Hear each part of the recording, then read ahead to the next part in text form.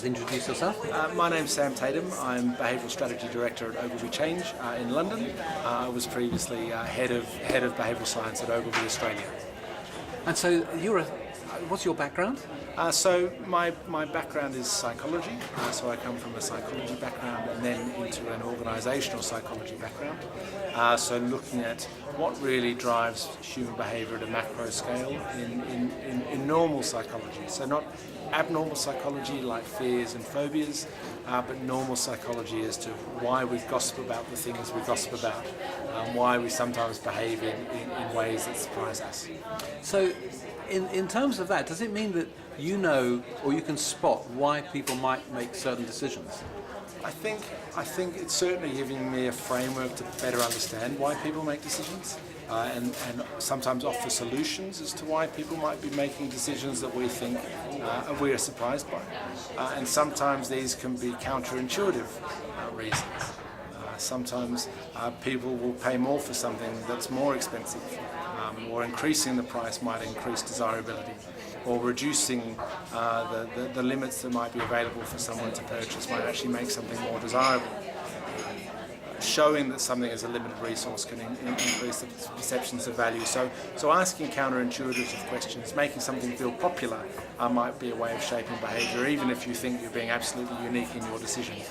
And do you think people don't realise that all this is going on? I think we're getting to realise it more and more, but that doesn't mean that we can change our behaviours so easily.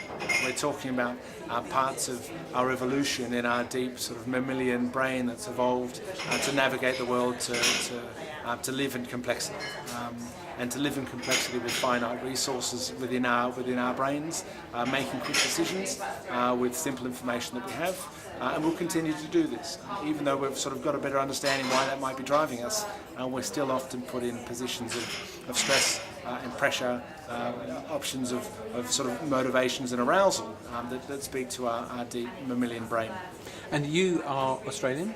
I am Australian. Working in London now? Working in London. So is there a difference between Australian and British?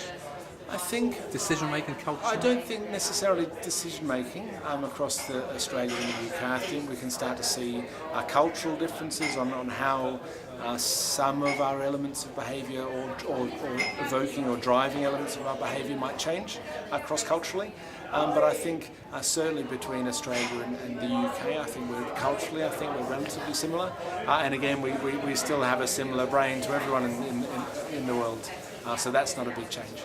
And so if you were talking to a sixth former, a student who's maybe 17, yes, doesn't know what they want to do and likes the sound of what you do, what's the journey? How do I think the journey is to start exploring some good books. There's books like Daniel Kahneman wrote the book Thinking Fast and Slow. It's quite a big book, but a great one if you can get through. Some more digestible books like Nudge by Cass Sunstein and Richard Thaler, Predictably Irrational by Dan Ariely, Influence by Robert Cialdini. So some really lovely books that can familiarise you into this space. And then, for me, my journey has been through psychology, but there are many offers open in universities now that are on behavioural science and behavioural economics more explicitly. But I think just trialling things, try something with your sister, try something with your friends. How do you get your friends to buy you a drink? What's the power of influence that you can explore in your real world, and then we can start to apply it as a job. So that's about curiosity and trying? Curiosity. Brilliant. Thank you very much. Pleasure.